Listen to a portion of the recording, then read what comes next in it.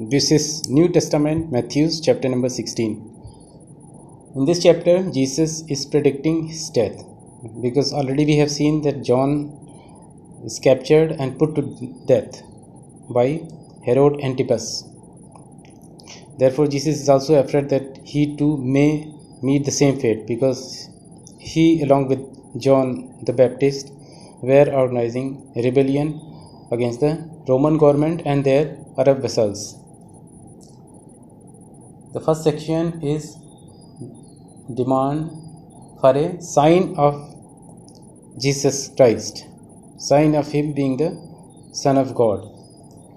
So the Pharisees and Sadducees, they are the priestly classes of Jews. They came to Jesus and tested him by asking him to show them a sign from heaven. He replied, "When evening comes, you say, it will be fair weather, for the sky is red. And in the morning today, it will be stormy, for the sky is red and overcast. You know how to interpret the appearance of the sky, but you cannot interpret the sign of the times. A wicked and adulterous generation looks for a sign, but none will be given it except the sign of Jonah." Jesus then left them and went away. So we see that Jesus is avoiding the questions of Pharisees and Sadducees, because he was giving signs of his connection to heaven, his connection to the Father, by resurrecting the dead, healing the sick, and feasting 5,000 people on one occasion, 4,000 people on another occasion, with very few loaves of bread and about a couple of fishes. So these were all miracles which he was performing elsewhere, but in front of Pharisees and Sadducees, he is afraid of doing the same magic, because he was afraid that he will be caught, or his fraud will be explicit. Next section is the east of Pharisees and Sadducees. The east here signifies the malices of Pharisees and Sadducees. When they went across the lake, the disciples forgot to take bread. "Be careful," Jesus said to them. "Be on your guard against the yeast of the Pharisees and Sadducees." They discussed this among themselves and said, "It is because we didn't bring any bread." Aware of their discussion, Jesus asked, "You of little faith, why are you talking among yourselves about having no bread? Do you still not understand? Don't you remember the 5 loaves for the 5,000, and how many basketfuls you gathered? Or the 7 loaves for the 4,000, and how many basketfuls you gathered? How is it you don't understand that I was not talking to you about bread? But be on your guard against the yeast of Pharisees and Sadducees." Then they understood that he was not telling them to guard against the yeast used in bread, but against the teaching of Pharisees and Sadducees.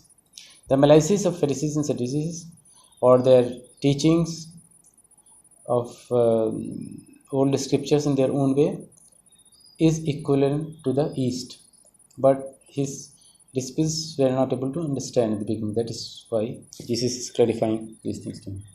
Now, next section, Peter declares that Jesus is Messiah. When Jesus came to the region of Caesarea Philippi, he asked his disciples, "Who do people say the Son of Man is?" They replied, "Some say John the Baptist, others say Elijah, and still others Jeremiah, or one of the prophets. But what about you?" he asked. "Who do you say I am?" On this question of Jesus, his disciple Simon Peter answered, "You are the Messiah, the Son of the living God." Jesus replied, "Blessed are you." Jesus was very happy to listen from his disciple that he is acknowledged as Son of God. "Blessed are you, Simon, son of Jonah, for this was not revealed to you by flesh and blood, but by my Father in heaven. And I tell you that you are Peter, and on this rock I will build my church, and the gates of Hades will not overcome it." Hades here signify hell, and the gates of hell will not overcome it. "I will give you the keys of the kingdom of heaven. Whatever you bind on earth will be bound in the heaven, and whatever you loose on earth will be loosed in heaven."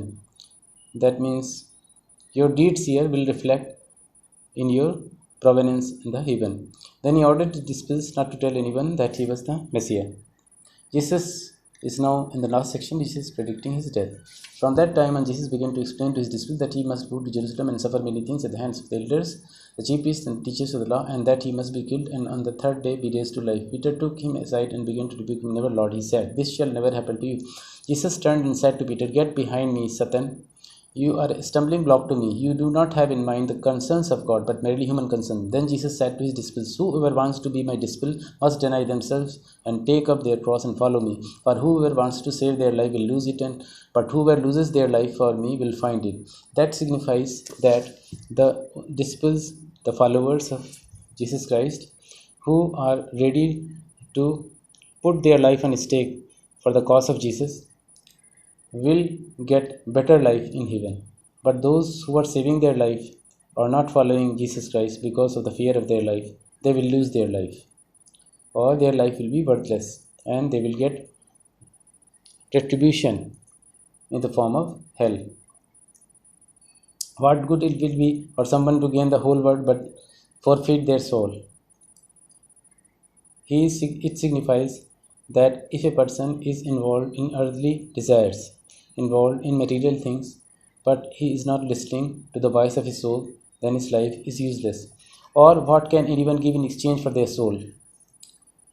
If a person is not listening the voice of his soul, but giving in for the material comfort of the life, then whether it will be a good thing. For the Son of Man is going to come in his Father's glory with his angels, and then he will reward each person according to what they have done. Truly I tell you, some who are standing here will not taste death before they see Son of Man coming in his kingdom. So he is he is being acknowledged as Son of God, and he is predicting his death, and he is refusing to give any sign of the fact that he is a real messenger of God or Son of God.